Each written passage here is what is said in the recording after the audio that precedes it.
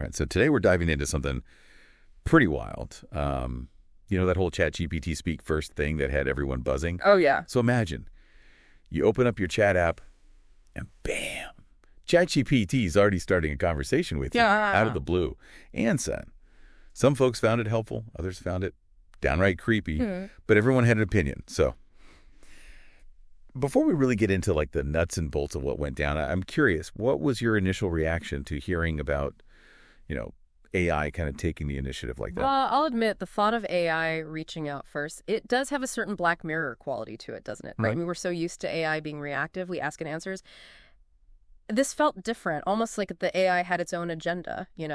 Which I think is understandable why it sparked such a reaction. Oh, absolutely. Definitely felt like a bit of a shift. Yeah. In that whole dynamic, between humans and AI. Yeah.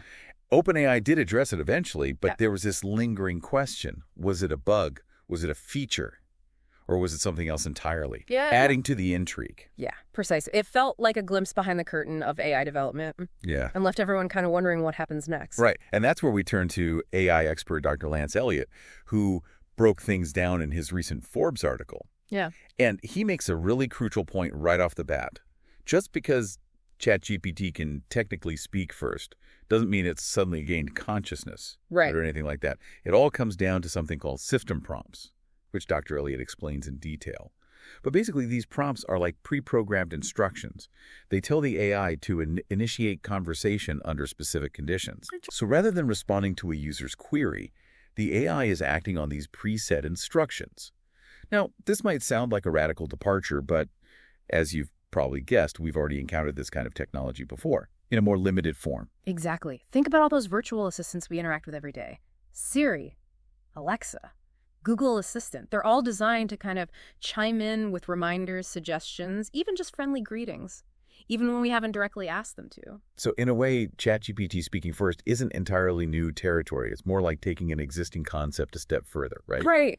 Right. But there is a difference between Siri reminding you about a dentist appointment and ChatGPT striking up a conversation about, your latest philosophical musings. Yeah. And that's what has some people concerned, is that potential for AI to become a little too familiar, a little too intrusive. It's a valid concern, and I think it speaks to the broader issue of, how AI actually utilizes the information that we share with it.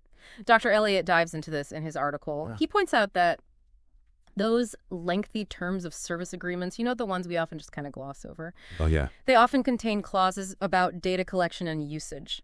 Right. So when we're chatting away with ChatGPT, pouring our hearts out about our, hopes, dreams, fears, there's a chance that all of that data is being stored and potentially analyzed. Yeah, that's where it does start to feel a little too big brother, doesn't it? Yeah. It's one thing to use our data to improve AI responses or personalized experiences, but the idea of it being accessed for other purposes is a little unsettling. Precisely. And that's a conversation I think we need to be having more openly. What are the boundaries when it comes to AI and data privacy? Dr. Elliott argues that as we become more reliant on AI, we need to be more transparent about how that data is being used and who has access to it. Transparency is key. Yeah. Especially since, AI is only going to become more integrated into our lives. Yeah. But it's not all doom and gloom, is it? I mean, right. Dr. Elliott's article also highlighted some potential benefits of this speak-first technology, particularly in the realm of mental health. Absolutely. And this is where things get really interesting from an ethical standpoint, I think. Imagine a world where AI companions could proactively reach out to individuals who might be struggling, offering support and resources. Okay. Dr. Elliott gives the example of a mental health chatbot.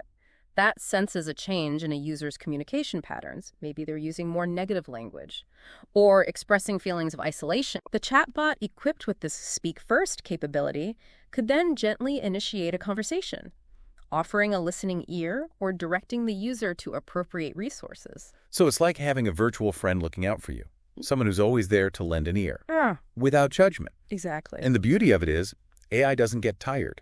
Right. It doesn't get emotionally drained.